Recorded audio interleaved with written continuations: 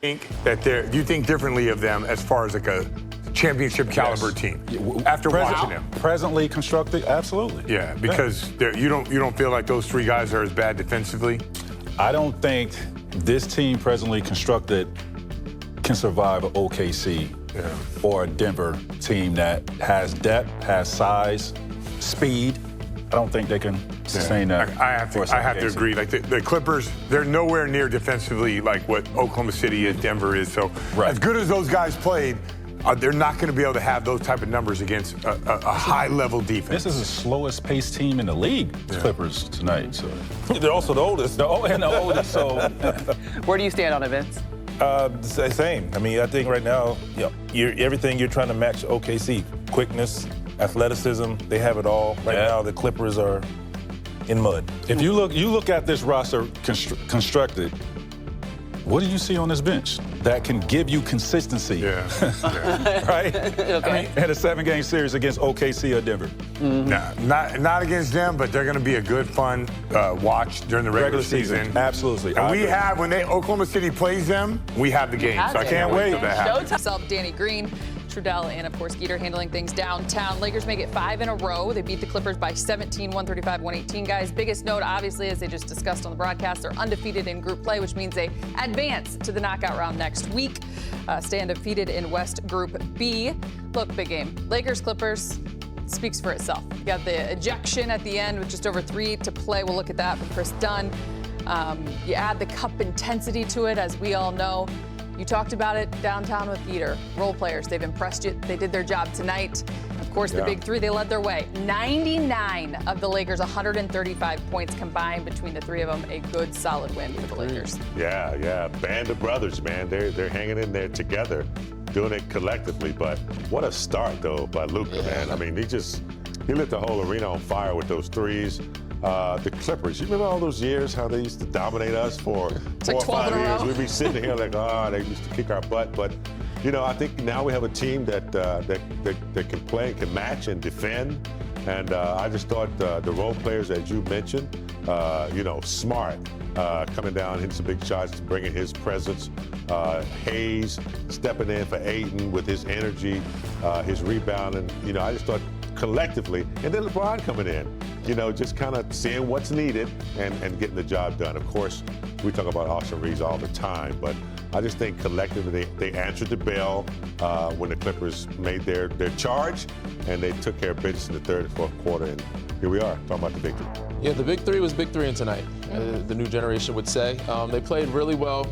I think they shot from 3 very well. That was something they had been struggling in the past few games for sure, and during the season. That was their weakness. And if you got guys like Marcus Smart knocking down threes, but also Bron pulling up from 3 in transition, Luka 5 for 5 to start the game. Austin looked like he had a quiet night. Then that fourth quarter, that second half, he exploded. He got a little angry because they didn't call that goaltend. Different guys exploded different moments that gave them a boost. But ultimately, they got the transition. Bron looked more like himself. They got out and running, and they got uncontested shots because of the high IQ play from those 3 guys. We'll talk about Austin in a minute because you did have your eye on him all night long. He had 2 points in the first quarter. He went 29 over the final 3 quarters. I was a little disappointed in my hot shot pick for a second. I wasn't feeling comfortable. And I was like, he's gonna have a bad number and still end up with like 20, 25. He ended up with 31, which was very impressive. You also said Luka would have 37. He had 43. I was 6 We should have you in more often because it all ended on the positive side. We've been undefeated since I've been in here. Danny the Greek. He's predicting everything. We do start with Luka because big game. You mentioned it. You said the crowd just seems to arrive a little bit more early, and he has something to do with it. His 24 points in the first quarter alone was the most points in a quarter by a Laker since Kobe in 07. Just his ability to get off on the right foot. 43, 13, and 9. He was a rebound shy of a triple-double. But big game, he had shot. We talked about it. 5 of 22 over the last couple of games from 3 tonight, 7 of 12. Yeah, we were doing our pregame show, and Luka was out there, messing around, shooting threes, and I was like, what's going on? I was like, who walked in? And it was Luka out there. People were just, they're coming early to see him warm up. You sure it wasn't the Serbian music? I thought I heard the accordion going through a couple times, but he was fired up, but he's an entertainer, and he's just unguardable. But you don't know what he's going to do. You don't want to foul him. You don't want to get up too close. You don't want to back up. It's just he freezes you, and then he knocks down these threes where he's hitting them. he missed a few. He made his few in the beginning of the game, but I just think this weapon, the ability to have this. I mean, Danny Green used to knock him down like that too. Yeah, no, that's good. When you shoot it from three like that, you know it's going to be a long night. And we talked about it before the game. His averages against the Clippers, 35, 9, and 9. He somehow, for some reason, comes alive. And against these are great defenders. And Kawhi Leonard ain't no slouch. You know, Chris Dunn ain't no slouch. These guys, Nick Batum aren't no. But they don't want to foul him. And when he's got his three going, again, like Big Game said, he's unstoppable. And tonight he just came out on a heater. And it made the game, the basket big for him and the game looser for everybody else. You saw right there, third most in NBA history of 35 and at least 10 dimes. It's his fifth 40-point game on the season, but that wasn't all Luka brought to the table tonight. A little feistiness. We talked about the Chris Dunn ejection in case you're just joining us and you missed it. Extra plates to the Thanksgiving table. Right, a little spicy, but nonetheless, this is what you like from Luka, just from a competitive standpoint. With over 3 minutes to play, he takes that shove there from Chris Dunn. He wasn't just going to stay down, Big Game. Nah, you know, Luka is not an instigator. But when you're trying to defend him and he's just continuously busting your ass, it frustrates defenders. It pisses you off to the point where you just want to do something to him. So a frustration, and then, you know, he's always got that little smile. He knows he's kicking your butt. But he's not an instigator, so it just it makes you want him to do something. But he won't. And then you just lose it. And that's what happened. Luke's in the game, other guys out. He pretty much antagonizes guys with his play. He's getting under your skin because he's, you know, all game Chris Dunn is playing his best defense, but he's getting him in foul trouble, knocking down shots, knocking down threes, getting rebounds, 1 rebound shy of a triple-double. And then, you know, he's complaining that he's flopping all the time, but that was not a clean box-out play.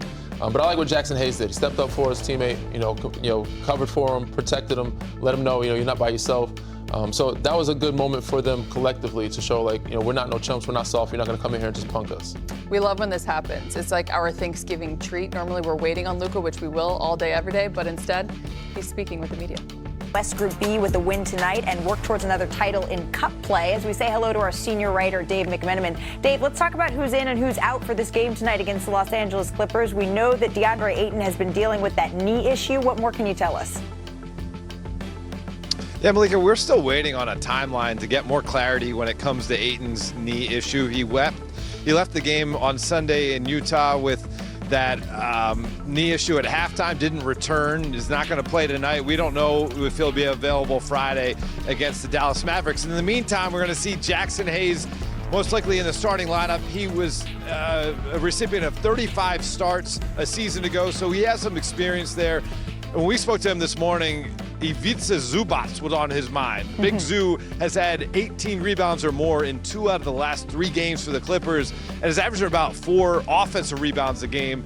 Jaxson said it's going to be his job to get him off the glass, come and play with energy, and recognize that while Ayton has been very good for the Lakers this year, he has a different skill set than Ayton does. He's a lob threat, and we know how much Luka Doncic loves throwing those lobs. Yeah, we've seen a little bit of that connection here early in the Los Angeles Lakers season. Dave, thank you so very much. Enjoy tonight's game. We mentioned that the Lakers, they can clinch their group with a win tonight. Here's a look at some of the other clinching scenarios for the teams in action here. The Clippers, they would clinch Group B with a win at the Lakers tonight and a Grizzlies loss as well to the Pelicans tomorrow.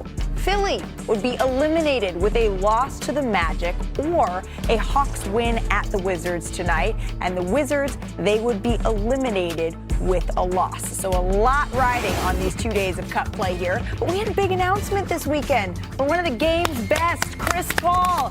He said that year 21, it is going to be his last. He's retiring at the end of the season. Of course, we got to sit with him on NBA Countdown. He's phenomenal there as well. But his 21 seasons are tied for the 3rd most in NBA history. It's the most for a guard. And in that time, Paul has accumulated the 2nd most assists.